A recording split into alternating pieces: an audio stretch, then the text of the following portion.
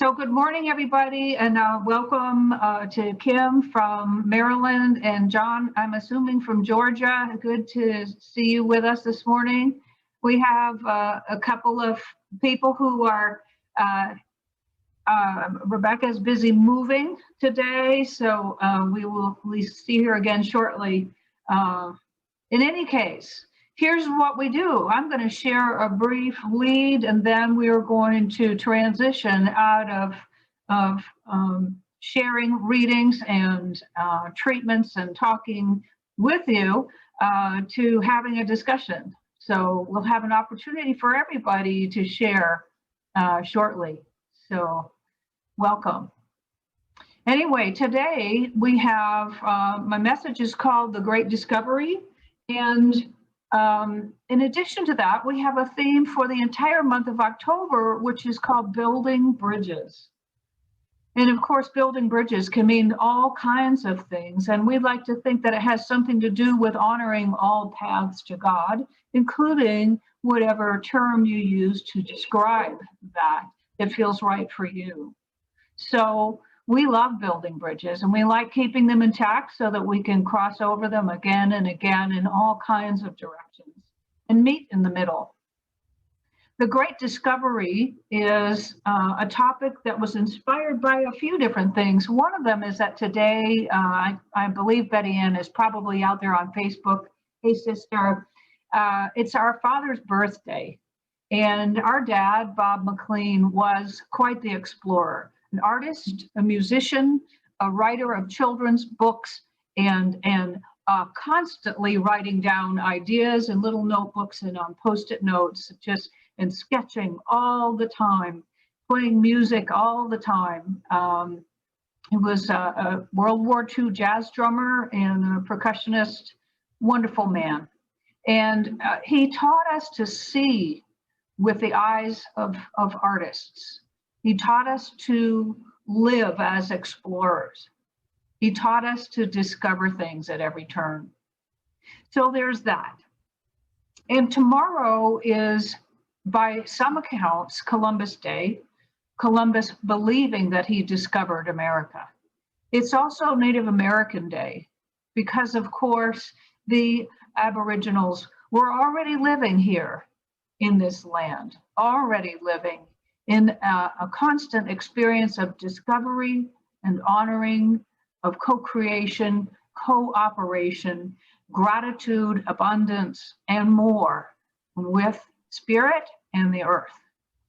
So all of those things give rise to this spirit of discovery being part of our conversation this morning. So I want to begin, as I so often do, by defining this term discovery.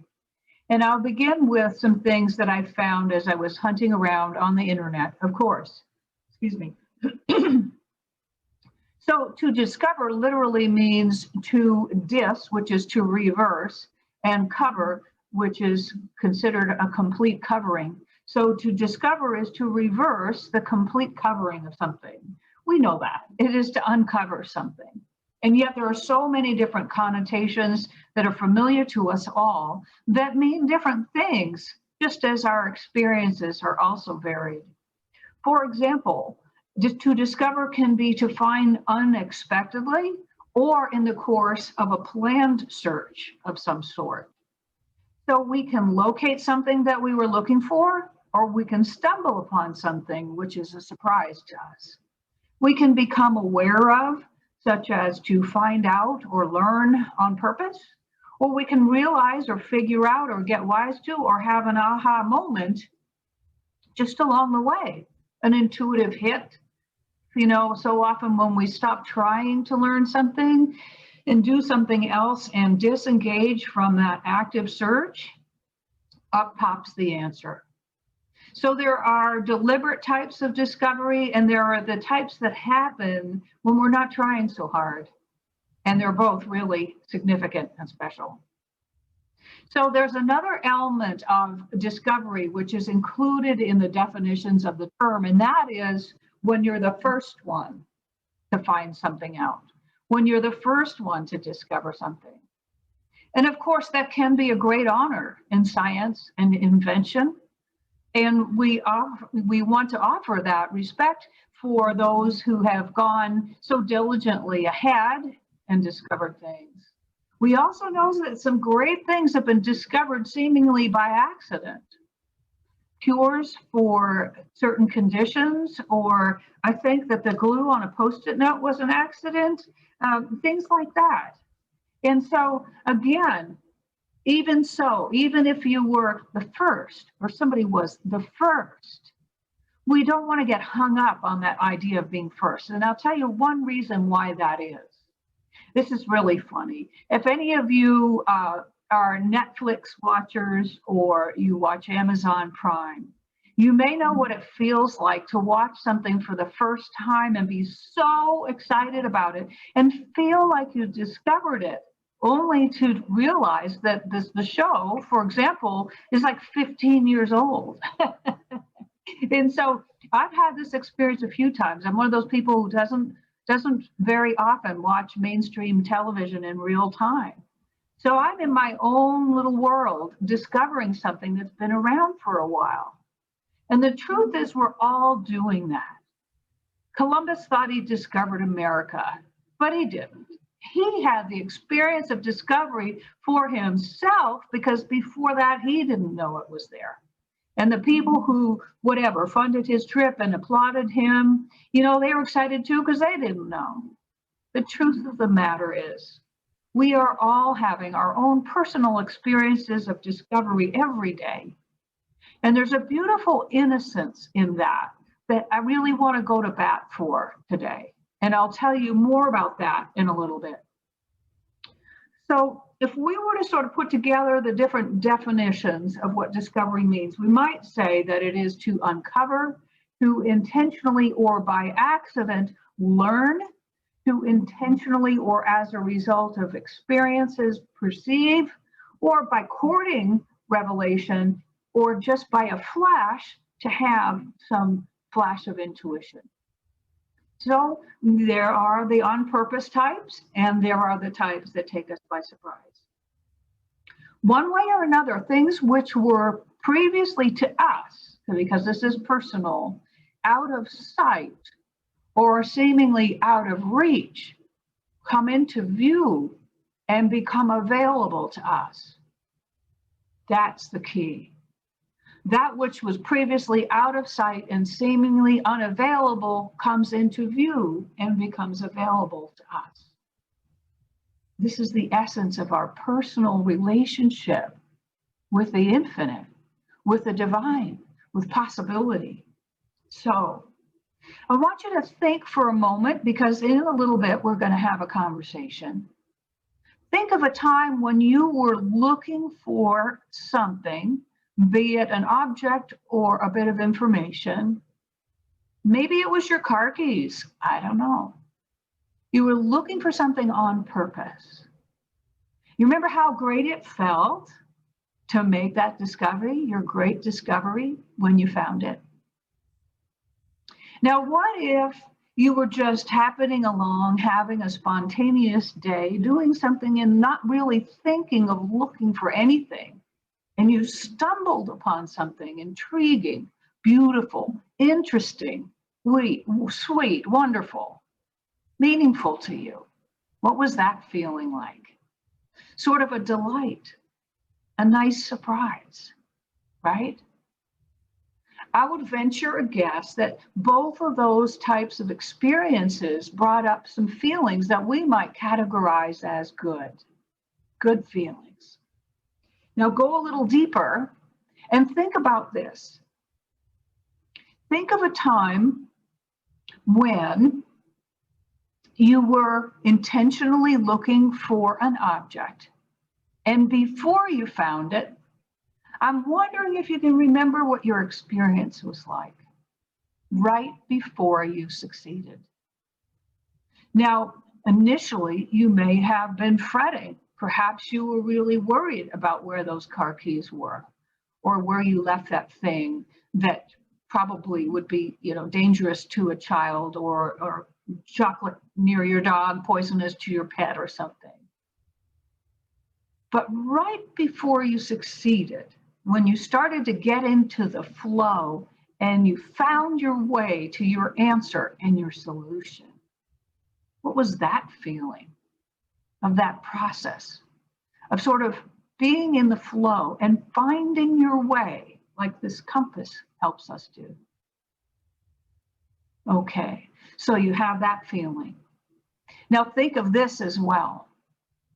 How are you feeling when you are in the process of being open to discovering unexpected things? I'll give you an example. For me, I planned to go for a bike ride. I didn't know what a beautiful day it would be. And when I saw a great blue heron fishing on a waterfall, I was delightfully surprised. And I stopped my bike and I took a very bad picture of it.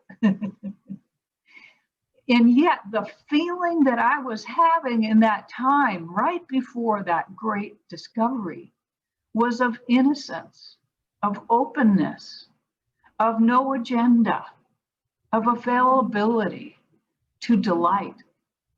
And what do you know? It seemed like the leaves were greener and the sky was bluer and the breeze was nicer and the sun was better and all these things that I hadn't noticed in my other busyness, I noticed. And those feelings were good. So what I want you to think about is that it's not just the discovery that feels good, it's the process of exploring, of seeking, the process of getting there. When we are aligned with the highest of who we are, when we are tuned in to the very best, we have a great experience because we all have something like this compass within each of us. Ernest Holmes says, love points the way and law makes the way possible. So we have that. I believe that in each of us, we have this part of us that's designed not only to seek, but to find, to recognize, to know what to do with the things in life that meet our needs, fulfill our dreams, and realize our potentials. Literally make real possibilities. Again, because remember, discovery is to make visible and available that which was previously covered and completely hidden. Again, quoting from Ernest Holmes, he says that instinct plus self-awareness is what intuition is. And add to that the choices we make about what we intuitively come to know either avail us of more of what is possible or keep us from it. So the choices that we make about the information we get from our intuitive hits, from our looking and staying open, will either be the ones that uncover, create a discovery, something good, or keep it hidden from us. The choices we make about what we get intuitively will either make this a discovery or keep something hidden from us. And we experience life accordingly. So the path of discovery and experience is literally our lifeline. Perhaps it is our not knowingness that causes us to give this experience away more times than we would dare admit. Perhaps our not knowingness causes us to take it from others more times than we would like to admit. So what I want to suggest is that we recognize, pardon me while I move this, that we recognize this experience of the great discovery is individual. This experience of the great discovery is sacred. This experience of the great discovery is constantly going on. And as a result, we are uncovering more of what is possible. Pardon me again, for just a moment.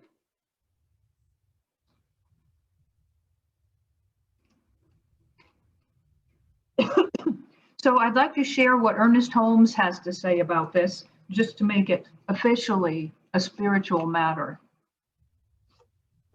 He says, to suppose that God could make a man as an individual without leaving him alone to discover himself would be to suppose an impossibility.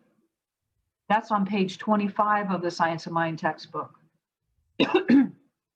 Goes on to say, individuality must be spontaneous.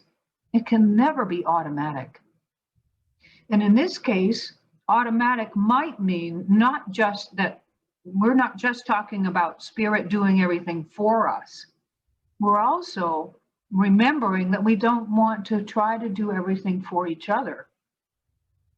If I try to think for you, I am not letting you have your spontaneous experience of individuality.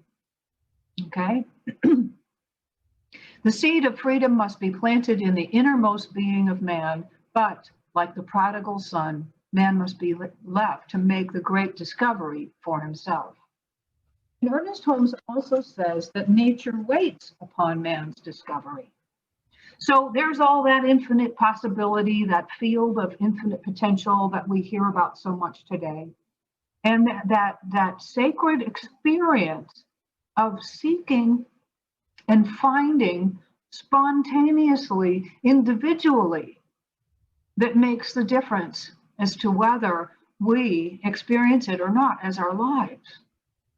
And that individual piece also means no one else can do it for us. So we each have our moment when a show that's 15 years old is brand new to us. We each have our moment when we discover something that's been around, because that's the way life is. So we just delight in that. We delight in someone else's joy that they may have had 15 years later than we did. So what? There is no time in spirit. The special thing, the precious thing, is to have that experience and to give it to one another. So we're going to have a conversation in just a few minutes after we make a little transition out of this part of our program. And we're going to ask ourselves some questions. One, just to share about our experiences of exploration and discovery. They could be brilliant, they could be silly, they could be embarrassing, they could be precious. And also to ask ourselves, where am I giving away my sacred, personal, individual experience of discovery by asking others what they think I should do? Or where am I unintentionally keeping someone else from having that experience by telling them what I think they should do? Each of us might be ready to just be a little cleaner about this so we can have more fun and uncover more good and celebrate it and share it together. Okay, so let's do this. We're going to transition out of this part of our program and do our honoring of conscious giving, and then we're going to switch into having a conversation. So first of all, I want to thank you all for being here. I know that some of our people come to us by one of 3 different outlets on Facebook Live. So thank you so much for choosing to be with us this morning. And thank you everybody here who's on Zoom this morning. I know that we have also, as I said, some others who are doing some things that have to happen right now that involve their attention. So we love them, we bless them, and we look forward to having them back with us soon.